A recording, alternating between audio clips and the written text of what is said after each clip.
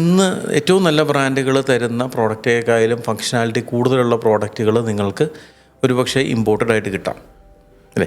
Established ആയിട്ടുള്ളൊരു brand എന്ന് പറയുമ്പോൾ നിങ്ങൾക്ക് കിട്ടുന്നത് ആ ബ്രാൻഡിൻ്റെ ലെഗസി, അതിൻ്റെ ഒപ്പം തന്നെ നിങ്ങൾക്ക് വരുന്നത് സർവീസ് എന്ന് പറയുന്നൊരു സ്പെക്ട്രം കൂടിയുണ്ട്. നാളെ എനിക്ക് ഈ പ്രോഡക്റ്റ് വർക്ക് ചെയ്യാണ്ടായി കഴിഞ്ഞാൽ ഹൂ വിൽ സപ്പോർട്ട് മീ?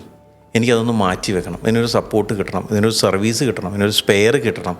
ഇതൊക്കെ വേണമെന്നുണ്ടെങ്കിൽ ഒരു നെറ്റ്വർക്കുള്ള ഒരു സപ്പോർട്ടുള്ള ഒരു ബ്രാൻഡ് ഉണ്ടെങ്കിൽ മാത്രമേ ഈ കാര്യങ്ങളൊക്കെ നടക്കുകയുള്ളൂ. അല്ലെങ്കിൽ അത് ചെയ്യാൻ അറിയാവുന്ന ഒരാൾ ആ കമ്പനിയിലുണ്ടെങ്കിൽ, ആ അറിയാവുന്ന ആൾ പോയി കഴിഞ്ഞ് കഴിഞ്ഞാൽ മറ്റൊരാൾ അവിടെ പ്ലേസ് ചെയ്യാം എന്നറിയുന്ന ഒരു ബ്രാൻഡാണ്, ഒരു പ്രസ്ഥാനമാണ്. അങ്ങനെ ഒരു പ്രസ്ഥാനം വളർന്നു വരാനായിട്ട് കുറേ കാലങ്ങളെടുക്കും.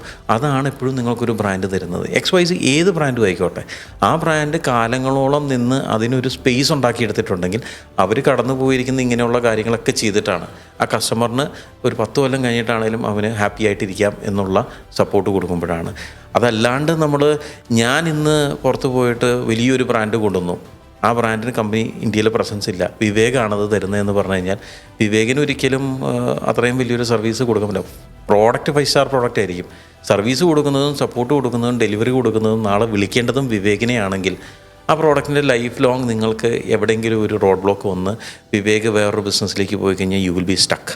വിവേക് ഫോൺ എടുത്തില്ലെങ്കിൽ യു വിൽ ബി സ്റ്റക്ക്. അല്ലെങ്കിൽ നിങ്ങൾ കുളിച്ചുകൊണ്ടിരിക്കുമ്പോൾ വെള്ളം വീണില്ല, വിവേക് എന്ന് വിളിക്കുമ്പോൾ വിവേക് ഫോൺ എടുത്തില്ലെങ്കിൽ നിങ്ങൾക്ക് കുളി മുഴുവനാക്കാൻ പറ്റിയില്ലെങ്കിൽ ബുദ്ധിമുട്ടാണ്.